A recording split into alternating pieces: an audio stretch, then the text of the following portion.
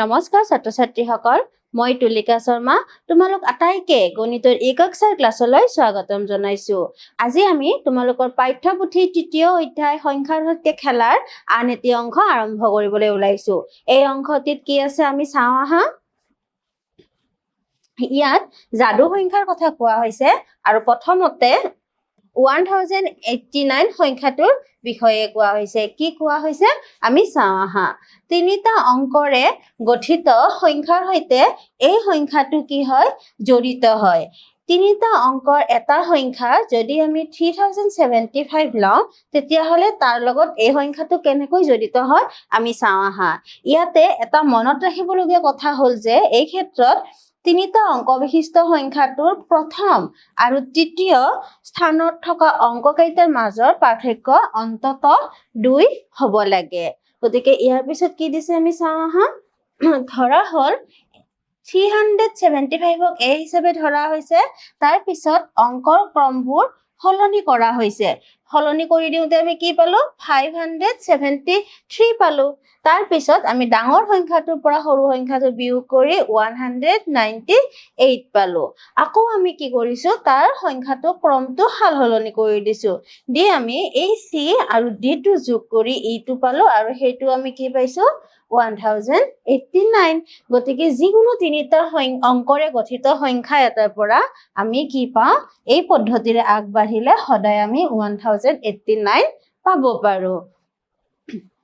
থলুৱা অসমীয়া সমাজত প্ৰচলিত পাটীগণিত পদ্ধতিত দণ্ডিৰাম দত্তই সংগ্ৰহ কৰা কাইথেলি অংকত এনে ধৰণৰ বাৰে বৰণীয়া খেল অন্তৰ্ভুক্ত কৰা হৈছে। ইয়াৰ পিছত আমি তোমালোকৰ পাঠ্যপুথিৰ কৰি চাওঁ আহা 3.6ত কি দিছে চাওঁ আহা।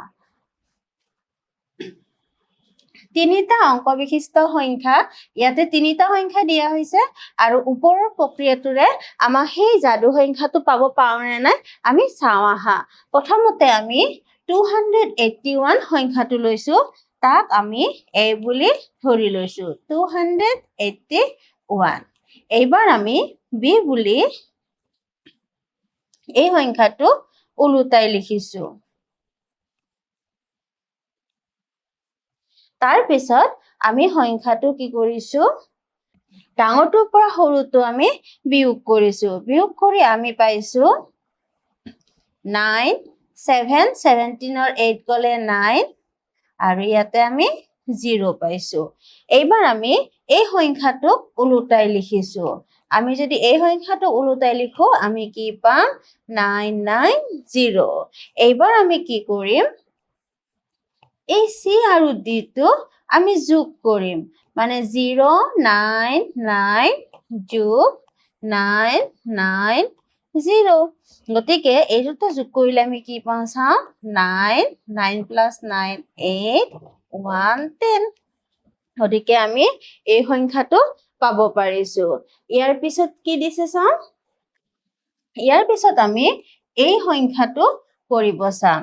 আমি কি কৰিম সেই সংখ্যাটোক আমি a বুলি ধৰি ল'ম। তাৰ পিছত আমি সেই সংখ্যাটোক কি কৰিম অংকবোৰ ওলোটাই দিম 4 6 1। এইবাৰ আমি ডাঙৰটোৰ পৰা সৰুটো বিয়োগ কৰিম 461 - 164।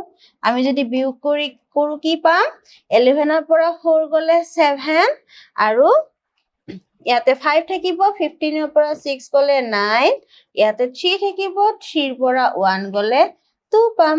এইবাৰ আমি আকৌ এই সংখ্যাটোৰ অংককেইটা ওলোটাই লিখিম, ক্ৰমটো সলনি কৰি লিখিম। তাৰ পিছত আমি ইয়াৰে c আৰু d সংখ্যা দুটা যোগ কৰিম 297 + 792 আৰু যোগ কৰিলে আমি কি পাওঁ চাওঁ আহা 7 + 2 9 9 + 9 18ৰ 8 1 7 + 1 8 8 + 2 10। গতিকে আমি সেই যাদু সংখ্যাটো পাব পাৰিছো। ইয়াৰ পিছৰ সংখ্যাটোৰ ক্ষেত্ৰত চাওঁ আহা। এইবাৰ আমি এই সংখ্যাটোৰ ক্ষেত্ৰত কৰিম। এই সংখ্যাটোক আমি a বুলি ধৰি লৈছো। তাৰ পিছত আমি b বুলি এই সংখ্যাটো